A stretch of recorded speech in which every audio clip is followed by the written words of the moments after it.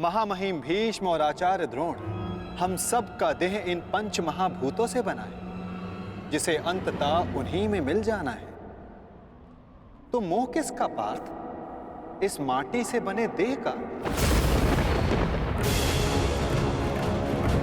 तो क्या ये देह महत्वपूर्ण नहीं है माधव? इसी देह से हम अपना रूप और परिचय पाते हैं। यदि ऐसा है पार्थ, तो मनुष्य के मृत्यु के पश्चात उसके देह को नष्ट क्यों कर दिया जाता है?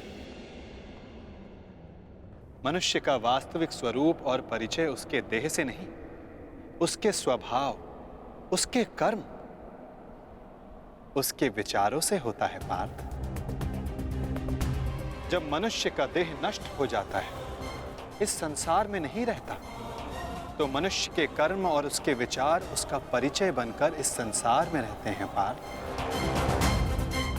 मनुष्य का जीवन केवल 20 दृश्य और अदृश्य पदार्थों का संगम है, परंतु फिर भी सबके विचार, सबका चरित्र भिन्न है।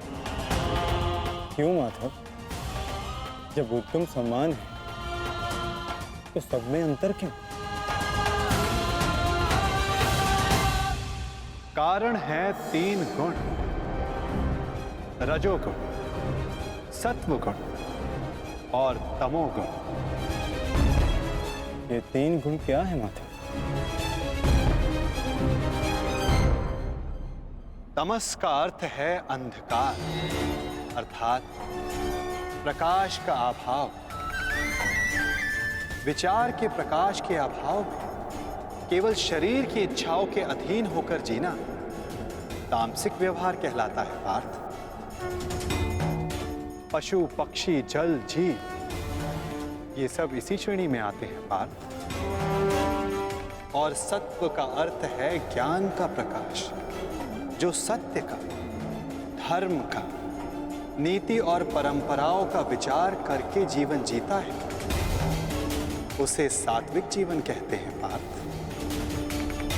और इन दोनों गुणों के मध्य होता है रजोगुण, अर्थात ऐसा मनुष्य जिसमें ज्ञान है, विचार करने की शक्ति है, परंतु वो मन और शरीर की क्षुद्र इच्छाओं से बंधा रहता है। ऐसा मनुष्य रजस अर्थात अहंकार के साथ जीता है। इन्हीं तीनों गुणों की न्यून या अधिक मात्रा के मेल से मनुष्य का स्वभाव बनता है। प्रत्येक मनुष्य दूसरे मनुष्य से भिन्न होता है। उधर देखो पार्थ, कौन दिखाई देता है? दुर्योधन और दुशासन। अब दुर्योधन के भीतर स्थित गुणों का विश्लेषण करो पार्थ। धर्म जानते हैं, परंतु उसका वहन नहीं करते। अहंकार इनके जीवन का केंद्र है, अर्थात तमस की मात्रा न्यून है और रजस गुण की अधिक, और सत्य तो बिल्कुल भी नहीं। और दुशासन, उसने सदा केवल अपने ज्येष्ठ का आदेश माना है, स्वयं का कोई विचार नहीं। इसलिए उसके मन में केवल तमस गुण है। अब महामहिम को देखो पार्थ, सत्व के साथ तमस के अद्भुत मेल को देखो। उनमें अहंकार नहीं है, परंतु पुरातन परंपरा और प्रण से बंधित है। आवश्यकता पड़ने पर भी परंपरा का त्याग नहीं कर सकते। और उधर आचार्य द्रोण को देखो पार्थ, ज्ञान और अहंकार का संगम। ज्ञान उनको मुक्त करने को आतुर है, परंतु अहंकार उन्हें मुक्त होने नहीं देता।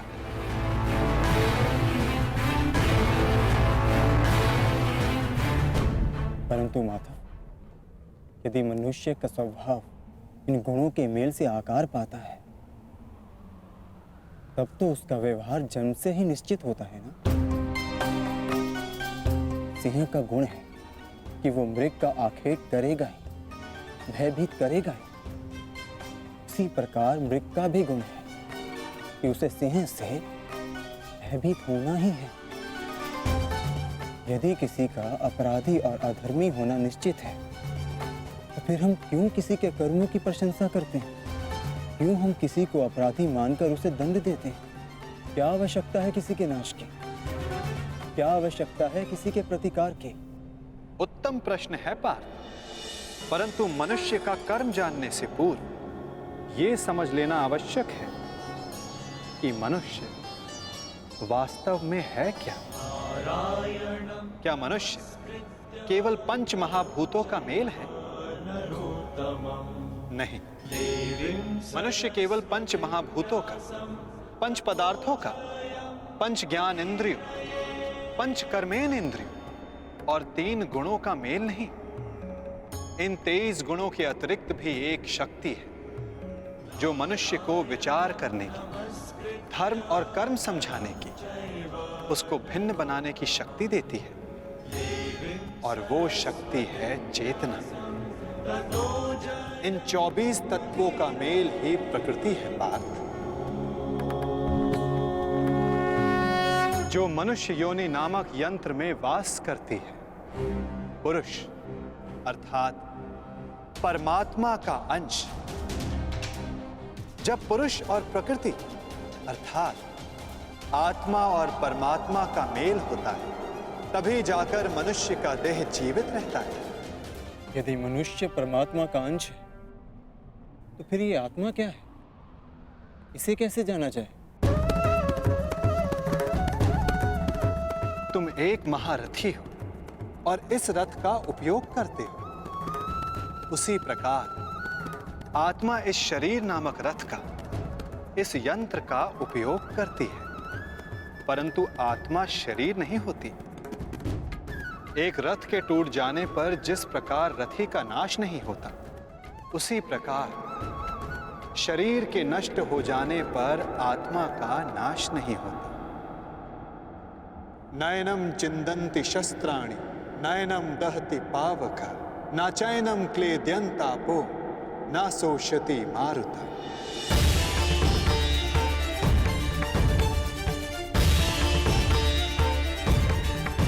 आत्मा को ना कोई शस्त्र छेद सकता है, ना अग्नि उसे जला सकती है, ना जल उसे डुबो सकता है, ना वायु आत्मा को सुखा सकती है। आत्मा अजर है, आत्मा अमर है, अमर है, अमर है, अमर है। आत्मा शरीर से जुड़े होने के पश्चात भी वो शरीर से अलग है। ना हन्यते हन्यमाने शरीरम पार्थ। शरीर की हत्या की जा सकती है, परंतु आत्मा की हत्या नहीं की जा सकती। वो अचल है, स्थिर है, वो सनातन है, सर्वव्यापी है।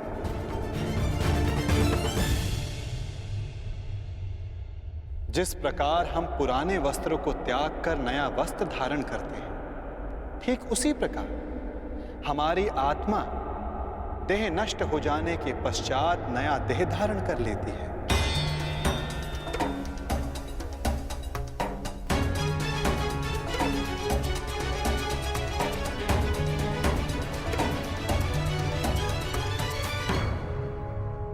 परंतु स्वयं को देह ना जानकर